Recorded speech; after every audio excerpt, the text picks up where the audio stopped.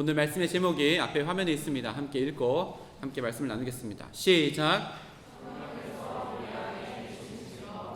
네, 성령이 우리 안에 계시는 증거. 오늘 두 번째 시간입니다. 두 번째 시간. 한 주 잘 보내셨나요? 어떻게 보내시고 계신가요? 우리 승철 형제 기도했던 것처럼 이제 날씨가 점점 가을이 막 느껴지는, 그쵸? 계절이 다가오고 있습니다. 가을이 다가오는데 저는 여름 휴가를 내일 떠나요. 왜요? 저는 좋은데. 모든 행사 다 끝나고 지난주에 우리 청년부 특세를 마지막으로 저에게는 여름 행사가 이제 다 끝났어요. 그래서 조금은 마음은 편하고 몸은 무거운 마음으로 이제 떠나지만 어쨌든 기분은 좋습니다.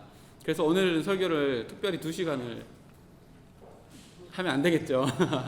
농담이고요. 한 주 동안 살아오면서 수많은 일들이 여러분들 가운데 있었을 거예요.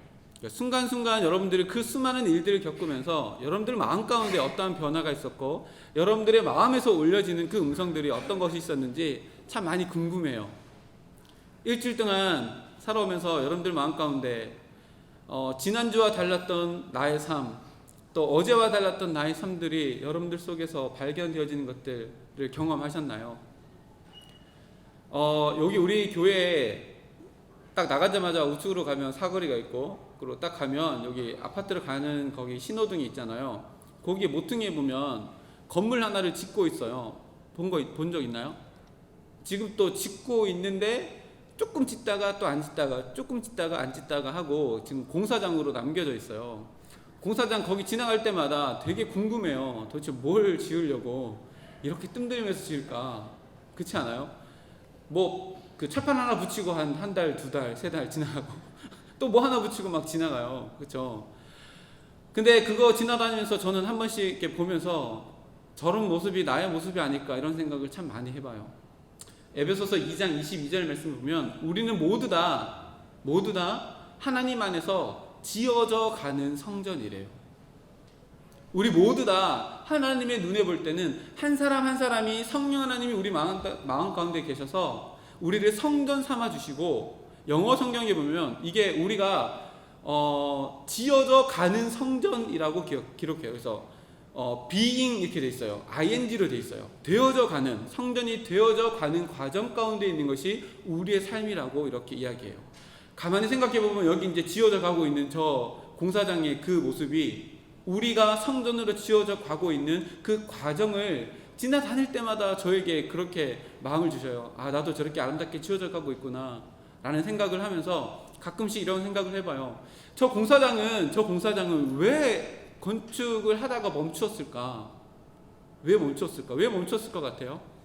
뭐 이것저것 추론 다 해볼 수 있을 것 같아요. 돈을 줘가지고 그 공사를 맡겼는데 돈 줬는데 떼먹고 누가 가가지고 못 지을 수도 있고, 아니면 자금이 모자라가지고 자금이 모일 때마다 벽 한쪽에 이제 시멘트 한번 마르고 또 돈 모이면 또 한번 마르고 뭐 이렇게 할 수도 있을 것 같아요. 근데 성경 말씀에 에베소서 2장 22절 말씀에 우리가 함께 지어져 가는 성전이에요.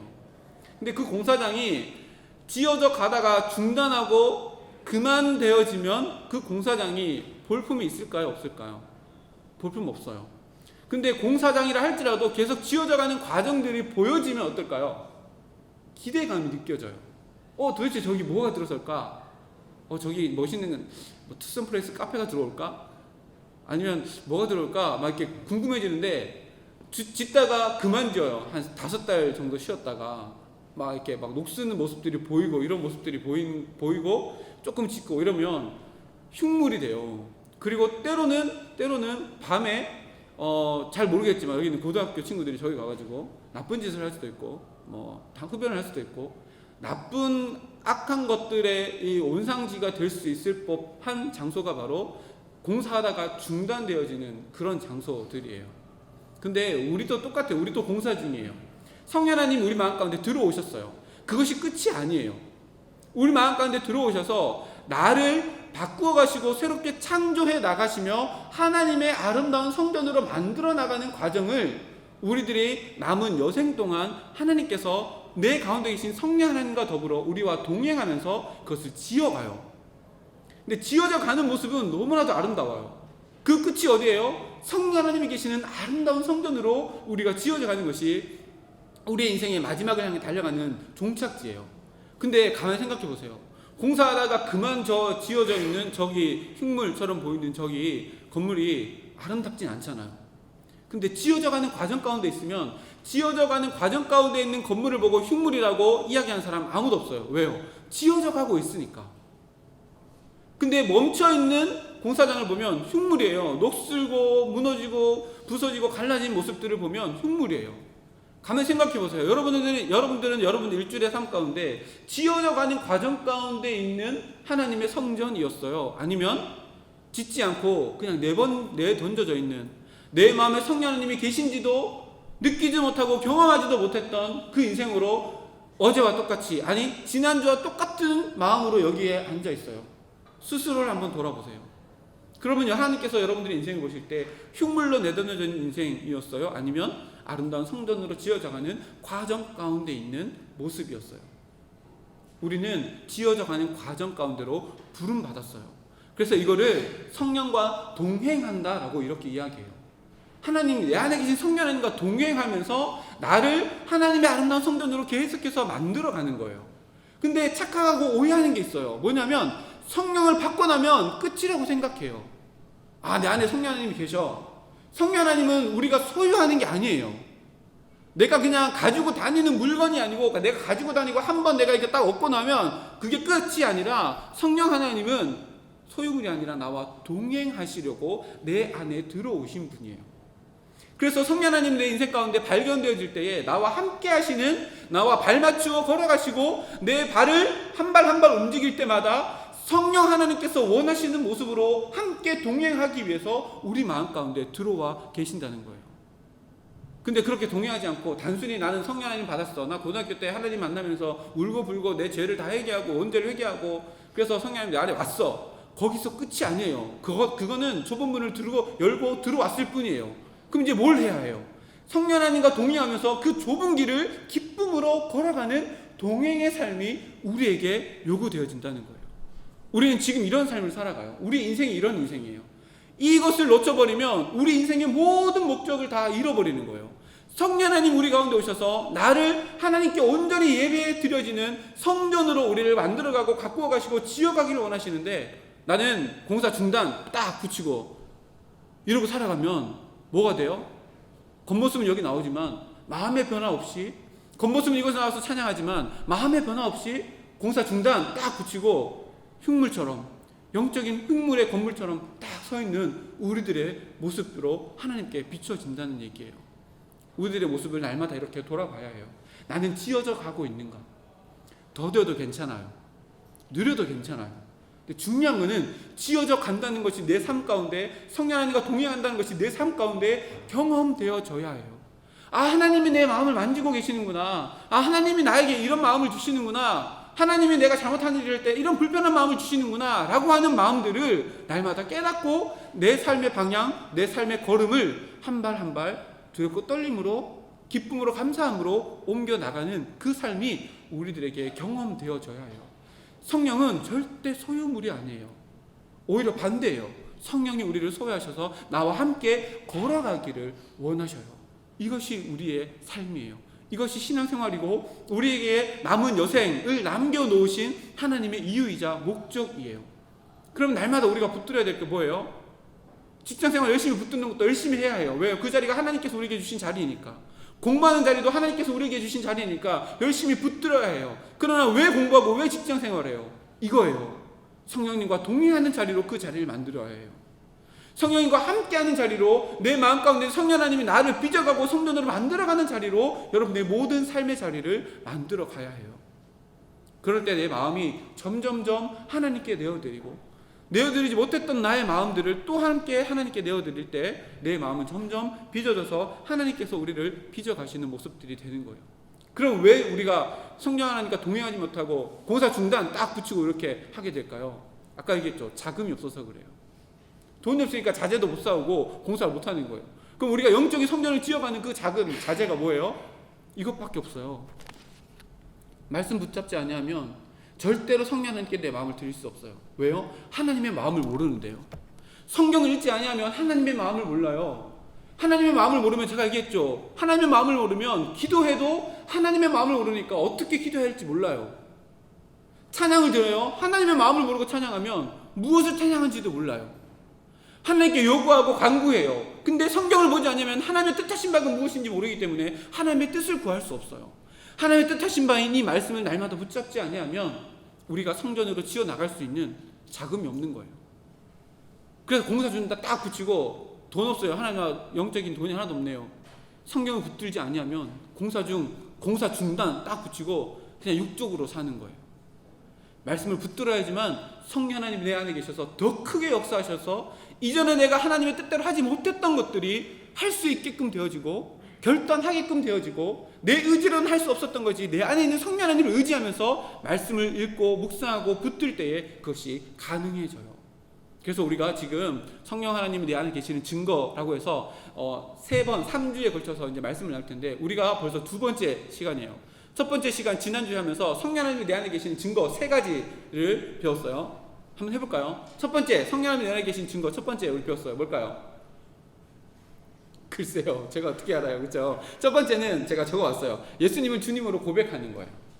성령 하나님 우리 마음 가운데 계시지 아니하면 예수님을 우리의 구주로 고백할 수 없어요. 근데 이거를 말하면서 제가 이걸 얘기했어요. 고백은 입술로 하는 고백뿐만 아니라 입술의 고백을 넘어서서 내 손과 발의 주인이 예수 그리스도가 된다라는 고백이에요. 다시 말하면 입으로 주여 주여 하는 자마다 다 천국에 갈 수 없어요. 하나님의 뜻대로 하는 자야 천국에 가는데 주여 주여 하는 것이 진짜 고백이 아니라 세상 가운데서 내 손과 발의 주인이 주님의 것입니다 라고 고백하는 거예요. 우리 봉송전을 찬양하면서 우리 어제 2월 사토 네 번째 주 토요일날 전도하는 거 지난주에 어제 우리 성삼동 저는 진짜 밤에 그 시간 처음 나가봤거든요. 그 울산에 있는 20대 30대 가끔 30대인 척하는 40대 뭐 이런 사람들 다 나와서 거기 있더라고요. 막 이렇게 문신도 하고 머리도 색깔도 이렇게 해가지고 막 돌아다니는데 보세요. 똑같은 장소예요. 근데 다른 목적을 가지고 살아가는 사람들이 어제 부딪혔어요. 우리는 그곳에서 세상의 유흥을 쫓고 세상의 쾌락을 쫓는 그곳에서 세상의 가치 붙잡지 않았어요. 우리의 손과 발의 주인 되시는 주님께 우리의 마음을 드리고 우리의 시간을 드리고 우리의 건강을 드리고 우리의 헌신을 드려서 하늘의 가치를 붙잡으며 똑같은 그 공간 안에서 우리는 그 사람 보지 않고 쓰레기 주우며 하나님 우리 봉성지 기도 그렇게 기도했다 했잖아요. 이 땅이 깨끗하게 해줬으면 좋겠어요. 이게 하나님의 마음인 거 깨달았어요. 하며 하늘의 가치를 가지고 그곳에서 세상의 가치를 가진 사람들과 하늘의 가치를 가진 사람들이 빵 충돌하는 어제 그 순간이었어요. 그래서 제가 옛날에 회장님이 계시나요? 옛날에 막 달렸던 회장님이 이렇게 브리핑을 해주시더라고요. 목사님 여기는 옛날에 가방 이런 거예요. 뭐 이러고 다 브리핑 해주더라고요. 회장 죄송해요. 그러면서 세상의 가치들을 쫓았던 사람들의 모습이 보이기 시작하는데 안타까워요. 그래서 제가 어제도 우리 그 임원 리던 닥터방에 막 올라왔거든요. 오늘 예배 마치고 나면 3시 반에 우리 청년부실에서 울산을 위한 기도회가 우리 청년부 자체적으로 열리기 시작해요. 지난달부터 시작해서 우리 수련회 갔다 와서 우리 은혜를 우리 삶 속에서 결단하자 이렇게 해가지고 우리 기도회를 열려요. 더 간절해져요. 울산을 위해서 더 기도해야 되겠다. 정말로 울산이 이렇게 더럽고 추악한 세상의 문화들이 이렇게 평배해져 있는 모습들이 진짜 제 눈으로 바라보고 또 그곳에서 우리가 하늘의 가치를 붙잡고 이렇게 하는 모습들을 통해서 하나님이 분명히 우리를 기도하시게 하신 이유가 있고 우리를 분명히 그곳 가운데 가서 우리 전체는 못 갔지만 소수이지만 그곳 가운데 가서 깨닫게 하셨던 분명한 이유가 있을 것이다. 우리 안에 계신 성령님께서 우리를 사용하여 주실 것이다. 확신을 가지고 돌아왔어요. 또 오늘 또 울청 우리 울빛 기도에 함께 할 거예요. 여러분 또 마음 울산의 땅 내가 살아가는 이 땅 가운데 있는 하나님의 뜻하신 바가 여러분들 마음 가운데 함께 기도할 수 있는 마음이 있다면 찾아오셔서 함께 기도했으면 좋겠어요. 그것이 우리 성령님 내 안에 계시는 첫 번째로 배웠던 예수님이 우리의 구주로 고백하는 삶이에요. 입술뿐만 아니라 나의 손과 발을 통해서 내 시간을 하나님께 드림으로 여러분들의 인생의 주인이 여러분의 모든 것들의 주인이 하나님이심을 주님이심을 고백하며 나아갈 때에 내 안에 계신 성령 하나님이 있다는 것에 증거가 돼요. 두 번째는 뭐였냐면 하나님을 아버지라 불러요. 그러면서 제가 2가지를 또 얘기했어요. 우리는 하나님을 아버지라 불러요. 근데 성경 말씀에 뭐라 기록되어 있다고 했어요? 아빠 아버지라고 기록되어 있어요. 하나님은 멀리 있는 곳이 아니에요. 우리와 가까이 계시는 분이에요. 아빠하고 부를 때마다 언제나 우리의 피난처 되어주시고 요새 되어주시고 우리의 반석 되어주시는 분이 하나님이에요. 그 하나님을 아빠라고 고백할 수 있는 사람은 우리 마음 가운데 성령 하나님이 계시는 사람만 할 수 있다라고 얘기했어요. 그리고 아버지라 부를 수 있는 두 번째 이유는 뭐냐면 우리 모두가 다 하나님을 아버지라 불러요. 그러면 우리 모두는 어떤 관계예요? 한 형제 자매예요. 우리가 하나님을 아버지라 부르려면 우리 안에 성령 하나님이 계시면 옆에 있는 지체가 내 가치관과 다르고 내 뜻과 다르고 따르는 내 스타일과 다르다 할지라도 품고 용납해야 해요. 왜요? 우리는 하나님을 한 아버지로 모시고 있는 한 형제 자매예요. 그렇게 옆에 있는 사람을 품을 때 우리 안에 성령 하나님이 계시다는 것을 경험하게 된다. 이것이 두 번째였어요. 세 번째는 뭐냐면 하나님께서 주시는 은혜를 깨달아요. 우리 마음 가운데 성령 하나님이 계시면, 우리 마음 가운데 성령 하나님이 계시면 그동안 내가 은혜로서 감사하지 못했던 모든 것들까지도 다 감사하게 돼요. 하나님, 내 컨디션이 왜 이래요? 내 상황은 왜 이래요? 하나님, 나는 왜 이런 걸 못하고 나는 왜 이렇게 건강하지도 않아요? 이런 모든 것들이 성령 하나님 내 안에 계시면 감사할 수 없는 것들도 감사하게 되고 은혜라고 여겨지지 못했던 것들도 은혜라고 여겨져요. 성경에 보면 수많은 구절에서 이렇게 기록해요. 고난받는 것이 나에게 유익이다 라고 이야기해요. 심지어 나에게 다가오는 고난까지도 하나님께 주신 은혜입니다 라고 고백하게 돼요. 어떨 때요? 성령 하나님 우리 가운데 계실 때에. 왜 그럴까요? 그 고난을 통해서 나를 더 하나님께로 이끌어 가시는 통로로 쓰신다면 그것도 하나님께서 나에게 주시는 은혜입니다 라고 고백하게 되어진대요. 우리 마음 가운데 성령 하나님이 계신다면. 우리가 지난주에 배웠던 것이 이 세 가지예요. 이제 복습이 끝났어요. 이제 오늘 두 가지를 더 배울 거예요. 우리 오늘 나누어준 유인물에 보면 나옵니다. 4번, 5번 나오는데 우리 4번 먼저 읽어볼까요? 4번 시작. 용서와 사랑의 마음이 생깁니다. 용서와 사랑의 마음이 생겨요. 어떠면요? 우리 마음 가운데 성령 하나님이 계시면 용서와 사랑의 마음이 생겨요. 용서하는 거, 사랑하는 거 진짜 쉽지 않은 일이에요.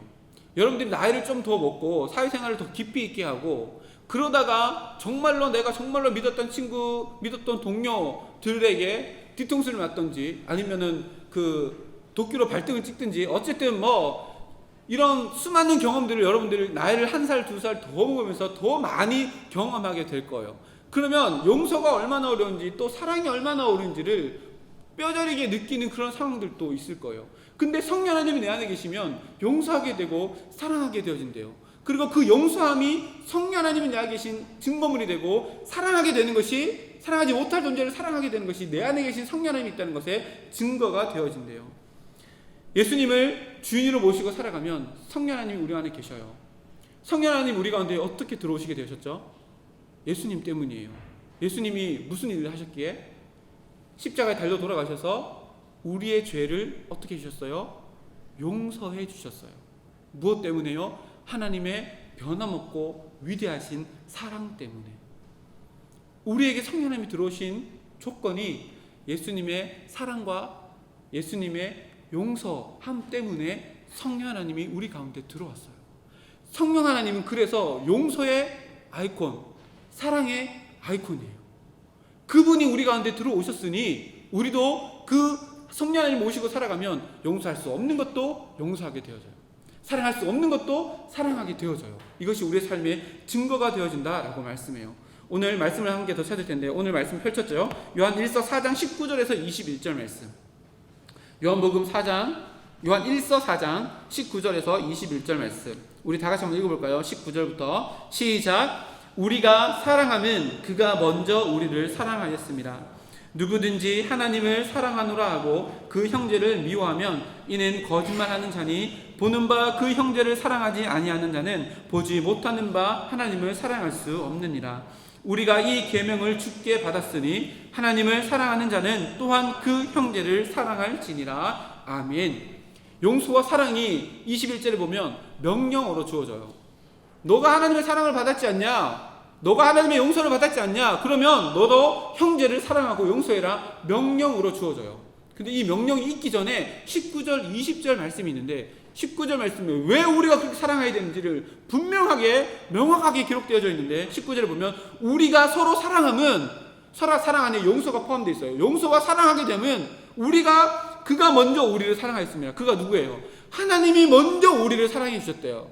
이 말씀을 로마서 5장 8절에는 우리가 아직 죄인 되었을 때에 우리를 사랑하시는 그 사랑을 확증하시기 위해 예수 그리스도 이 땅 가운데 보내셨대요. 무슨 말이에요? 우리가 아직 죄인 되었을 때는 무슨 말이에요? 예수님을 알지도 못하고 고백하지도 못하는 상황 가운데 2000년 전에 예수님이 이미 오셨잖아요. 그 예수님 우리가 태어나면서부터 알아요? 몰라요? 몰라요.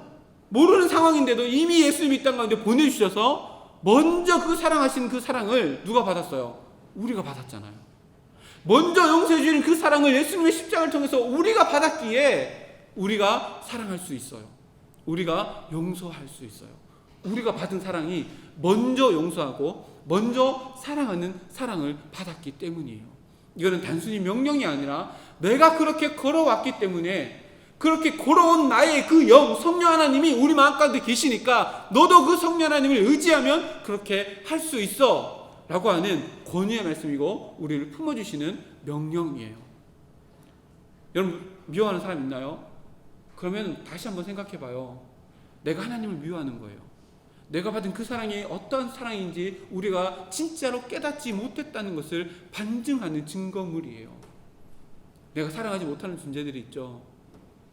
그러면 내 마음 가운데 하나님께서 허락해 주신 그 십자가 사랑을 우리가 잘못 받고 그 십자가 사랑이 얼마나 위대하고 놀라운 사랑인지 기적 같은 사랑인지 우리가 다 깨닫지 못했다는 증거예요. 그럼 이 말을 또 한번 바꿔보면 이렇게 돼요. 우리가 사랑하지 못하는 존재를 사랑하게 되면 무엇을 깨닫게 되냐면 내 안에 계신 성령 하나님으로 주어진 그 사랑이 얼마나 위대한지를 깨닫게 되어지는 거예요. 그래서 깨닫게 되어지는 거예요. 그러면 가만히 생각해 보세요. 하나님이 우리에게 용서하라고 그랬어요. 베드로가 예수님께 물어봐요. 예수님 율법 교사들이 용서하라고 뭐 이렇게 얘기하는데 우리는 7번 용서하면 됩니까? 라고 물어봐요. 근데 그때 당시에 율법 교사들이 엄청나게 인심을 써가지고 몇 번 용서하라고 가르쳤냐면 3번 용서하라고 가르쳐요. 3번을 용서하고 그래도 잘못을 하면 용서하지 말라 이 말이에요. 근데 율법 교사들이 가르치는 것은 인간이 할 수 있는 최고의 많은 그 분량을 이야기해요. 근데 3번이에요. 근데 베드로가 7번, 7번이 뭐예요? 완전수잖아요. 베드로가 자신있게 예수님께 물어봐요. 예수님, 율법 교사들은 3번만 하라고 그랬는데 저는 3번이 아니고 7번씩 용서하면 되겠죠? 라고 물어봤더니 우리가 잘 알잖아요. 예수님께 뭐라고 대답하셨어요? 70번씩 7번이라도 용서하래요. 70번씩 7번이면 몇 번? 4, 7, 7이 49, 490번이잖아요. 490번 얘기하는 게 아는 게 아니라 70번, 7이 계속 연결되어지는 이거 거의 무한대를 의미하는 수가 70번씩 70번이에요. 끝까지 베드로는 7번만 용서하면 되지요 라고 했는데 예수님은 70번씩 7번이라도 490번이 아니라 무한대까지도 용서하라 라고 말씀해요. 그리고 이거는 명령으로 주어졌어요. 명령으로 주어졌어요. 그러면 가만히 생각해 보세요. 내한테 엄청 잘못한 사람이 있어. 엄청 잘못한 사람이 있어요. 여러분들한테 엄청 잘못한 사람이 있어요. 근데 우리가 이 사랑을 받았다라고 생각을 하고 이 사랑을 받다 먼저 우리 용서해 주시고 먼저 사랑해 주신 이 사랑을 받다 생각을 하고 나에게 정말로 큰 잘못을 했던 사람에게 먼저 용서를 구했어요. 그래 네가 나 잘못했지. 그러나 나는 괜찮아. 나는 너를 용서할 거야 라고 했어요. 근데 이 친구가 저에게 계속해서 힘들게 해요. 계속해서 힘들게 해요. 근데 계속해서 먼저 내가 용서를 하고 먼저 사랑을 구해요. 그럼 누가 이득일까요? 누가 이득이에요?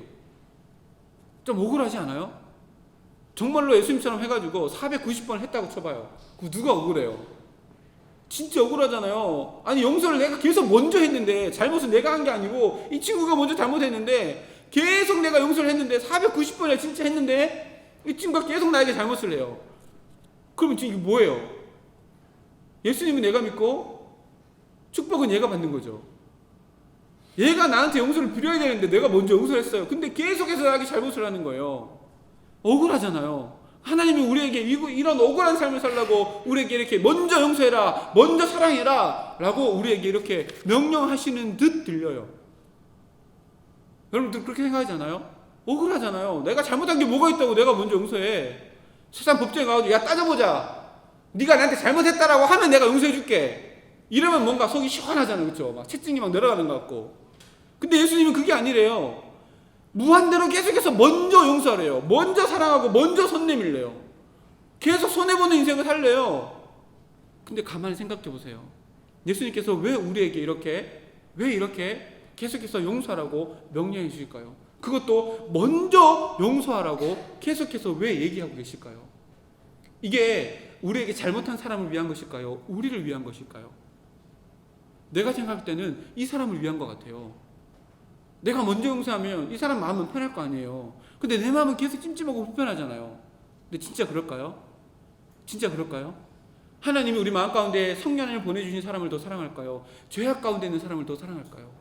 물론 동일하게 사랑하시겠죠. 사랑하시겠지만 우리에게 사랑하라고 먼저 용서하고 먼저 사랑하라고 말씀하신 것은 우리를 더 사랑하시기 때문이에요. 가만히 생각해 보세요. 이게 용서의 재해석이 필요해요. 우리가 먼저 용서하는 거 내가 손해보는 것 같죠. 근데 진짜 손해일까요? 육적으로 보면 손해예요. 육적으로 보면 손해예요. 세상적으로 보면 손해예요. 이 사람이 나한테 잘못했다고 용서를 구해야지만 내가 난 너 용서할게. 그러면 뭔가 이렇게 다 해결되는 것 같아요. 우리 예준이랑 저랑 장난칠 때 보면 제가 먼저 장난치면서 엉덩이 딱 때리면 예준이가 저한테 와서 엉덩이를 딱 때려요. 그럼 제가 두 대 딱딱 때리면 예준이가 저한테 와서 두 대 딱딱 때려요. 그래서 제가 모르게 막 때려서 몇 대 때리는지 모르지 이러면 제가 가가지고 한참 때리다 가요. 주는 것만큼 받아야지만 받는 것만큼 줘야지만 마음이 시원한 거잖아요. 이 인간 이치잖아요. 용서도 마찬가지 아니에요. 이 친구가 나한테 잘못했으면 이 친구가 나에게 잘못했어 미안해 라고 하면 괜찮아 내가 용서할 수 있어 쿨하게 그쵸. 이렇게 하면 뭔가 둘 다 마음이 시원한 것 같은데 예수님이 그게 원하는 게 아니라 이 친구가 용서를 구하지 않는다 할지라도 먼저 용서하고 먼저 사랑하래요. 그럼 내가 손해보는 건데 왜 하나님 나 손해보는 것으로 인도해? 가만히 생각해 보세요. 진짜 우리가 손해일까요? 생각해 보세요. 용서하지 못하는 우리들의 마음 가운데 쌓여져 나가는 게 뭘까요? 용서하지 못하는 마음 가운데 우리 마음 가운데 쌓여져 나가는 게 뭘까요? 미움이에요. 다툼이고 분노이고 또 뭐예요? 감정이 억되어지고 흥분해지고 피가 거꾸로 솟는 것 같은 육체적인 모습들도 쌓여져 나가요. 용서하지 못하면 우리들에게 이런 것들이 쌓여져 나가요. 근데 우리가 먼저 용서하게 되면 어떻게 돼요? 내 안에 있는 성령 하나님이 나를 성전으로 지어가는 거예요. 우리에게 용서하라고 그것도 먼저 용서하고 먼저 사랑하라고 우리에게 요구하시는 이유는 내 마음 가운데 계신 성령 하나님께서 그 마음 가운데 그 영혼을 향한 미움의 어둠이 쌓이지 않도록 하기 위해서 우리에게 먼저 용서하라고 먼저 사랑하라고 우리를 깨끗한 마음으로 유지하시기 위해서 이렇게 명령하시는 거예요. 그럼 이것이 명령이 아니라 뭐예요? 우리를 사랑해 주셔서 우리를 깨끗하게 우리를 거룩하게 만들어 가시고자 하시는 하나님의 따뜻한 내미시는 손길이에요. 그 손길을 잡는 것이 먼저 용서하고 먼저 사랑할 때에 우리 마음 가운데 미움, 분노, 악한 감정, 악한 느낌들이 쌓여 나가는 그 모든 것들에서 자유할 수 있게 해요. 미움의 마음을 거부하도록 또 다툼의 마음을 거부하도록 우리 그동안 계속 했던 거잖아요. 죄를 거부하는 마음으로 우리가 먼저 용서할 때에 내 안에 있는 성령 하나님이 나를 더 아름다운 성전으로 만들어 가게 되시는 거예요. 그러면 먼저 용서하는 것이 용서받는 이 사람을 위한 거예요? 아니요. 우리를 위한 거예요. 우리 마음 가운데 어둠의 죄악들이 쌓여져 나가는 것을 하나님께서 싫어하시고 미워하시고 그것을 원하지 않으시기 때문에 야 네가 먼저 용서해.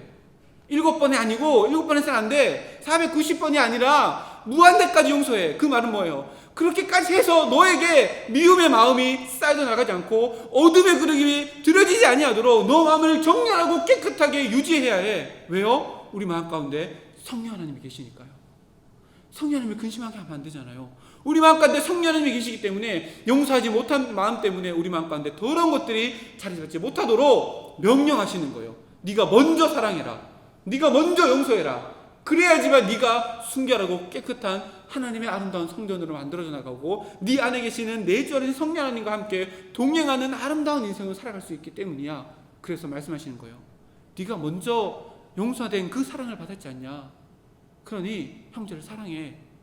무한대까지 용서해. 그리고 먼저 용서해. 그래서 네 마음 가운데 어둠의 그림들을 들여오지 못하도록 네 마음 가운데 사랑과 용서로 가득 채워야 해 라고 우리들에게 말씀해 주시는 거예요. 성경 말씀에 보면 그 사람의 마음이 어떠하면 그 사람도 그렇대요. 잠언 말씀이에요.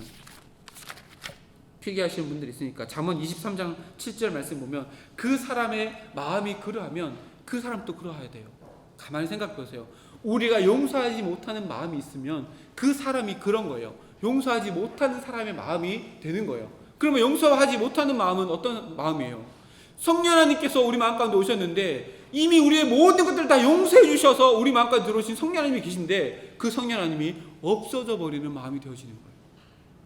남을 용서하지 못하면 우리 마음이 어떠하면 그 사람도 그러다라고 기록해요.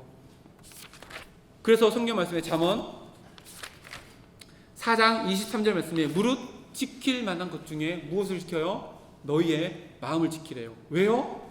우리의 마음에 뭐가 있다고요? 생명의 근원이 그에게서 나오기 때문이래요. 우리 생명이 어디에 있어요? 호흡에 있나요? 아니요. 호흡 아니에요. 우리 마음에 생명 되시는 성령 하나님으로 말미암아 우리의 마음의 영혼에 모든 인생의 생명이 불어 넣어져요. 그래서 우리 마음을 지켜야 되는 거예요. 어떻게 해요? 먼저 용서하는 마음으로, 먼저 사랑하는 마음으로, 먼저 손 내밀어서 괜찮아, 미안해, 내가 먼저 용서할게 라고 먼저 손 내미세요. 그 사람이 용서를 받든지 그 사람이 자기가 잘못했다고 나에게 빌든지 말든지 그것은 그 사람의 몫이에요. 그럼 우리의 몫은 뭐예요? 먼저 용서를 선포하는 거예요. 내가 너를 사랑한다고 먼저 고백하는 거예요. 그리고 그 영혼을 위해서 함께 기도해 줄 수 있어야 해요. 그래야지만 우리 마음을 지킬 수 있어요. 우리 마음의 생명의 근원 되신 그 성령 하나님으로부터 주어지는 생명의 그 기쁨을 지킬 수 있단 말이에요. 죄악의 어둠의 그늘에서 벗어날 수 있단 말이에요.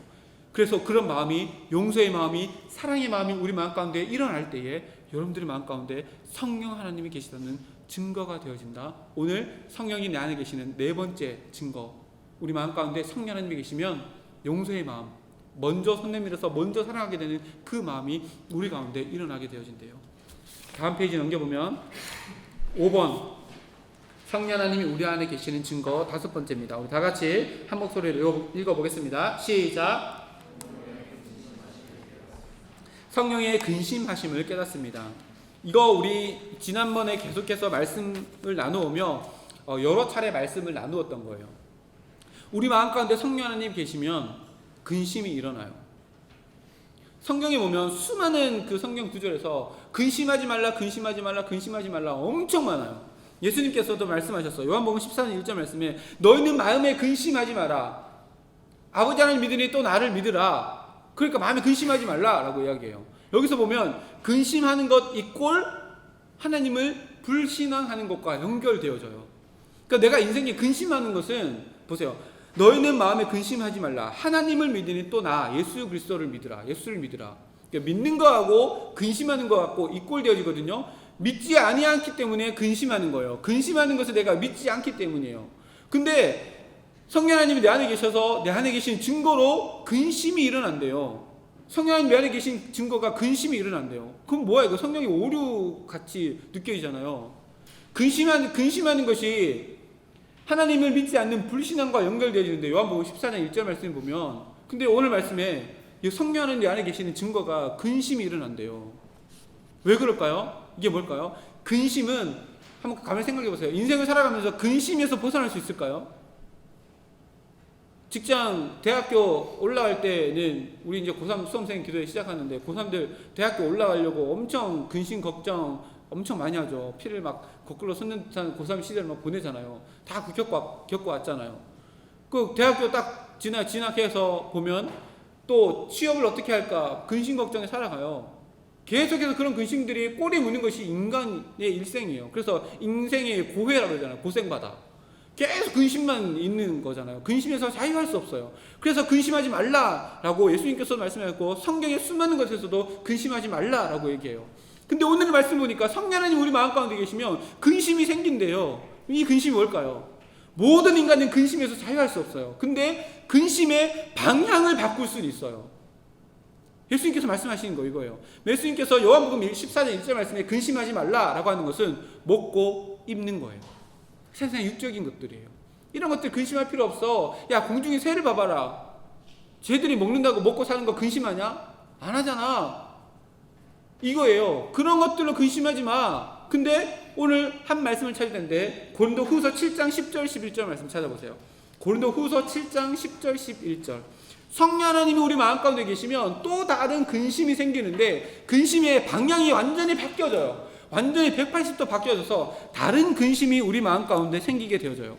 그것이 우리 마음 가운데 있는 성령 하나님이 계시다라고 하는 증거가 되어진대요. 고린도 후서 7장 10절에서 11절까지 말씀 293면에 있습니다.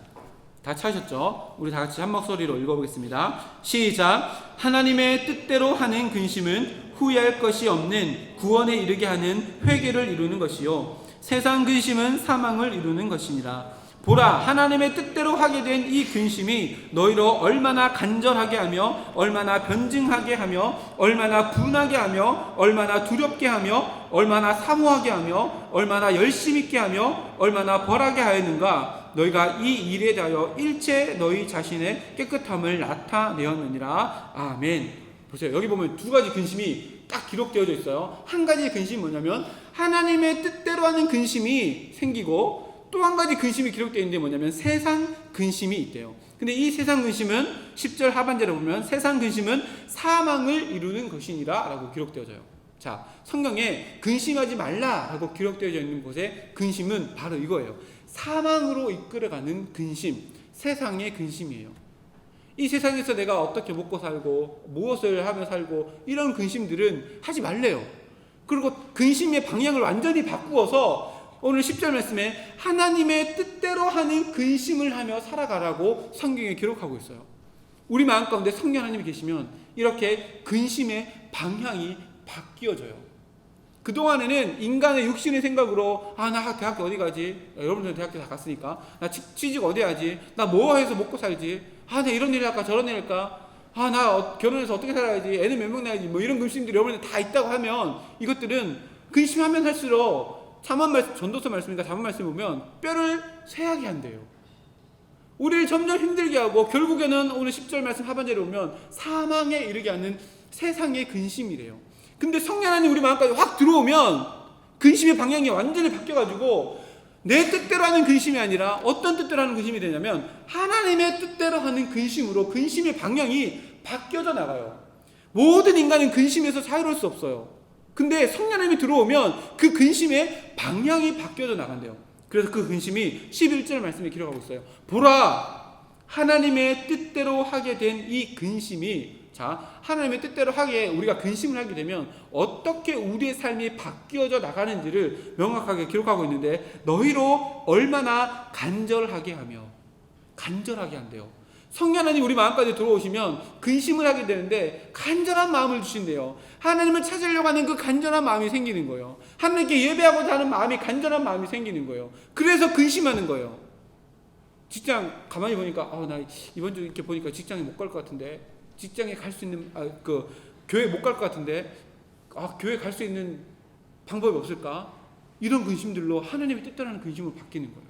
제가 일전에 어떤 교회에 있을 때 권사님 있었던 것 같아요. 권사님 한 분이 주일날 굉장히 가까운 친척이 결혼하게 되었대요. 근데 권사님이시고 주일날 봉사하는 것도 있어서 근데 결혼식에 안 갈 수도 없잖아요. 그래서 막 기도를 했대요. 어떻게 하면 좋을까 막 기도를 했대요. 그러다가 이러면 되겠다 라고 하고 옷을 쫙 차려입고 결혼하는 그 가족에게 찾아갔대요. 주일날 결혼식인데 언제 찾아갔냐면 토요일날 찾아갔대요. 토요일날 찾아가서 충분히 같이 시간을 보내주고 또 부조도 하고 옷을 쫙 결혼식장 입고 간 것처럼 쫙 입어가지고 그분과 함께 토요일날 충분히 시간을 보내고 돌아왔대요. 그리고 주일날 그 결혼식장 가지 않고 교회를 와서 교회 봉사를 했대요. 2마리 토끼를 다 잡는 거예요. 주일날 있는 그 결혼식장 가지 않아도 그 가까운 친척의 마음을 상하지 않게 하고 함께 충분히 시간을 보내고 충분히 축하하는 하루 종일의 시간을 보내고 주일날 와서 온전히 주님께 시간을 보내는 거예요.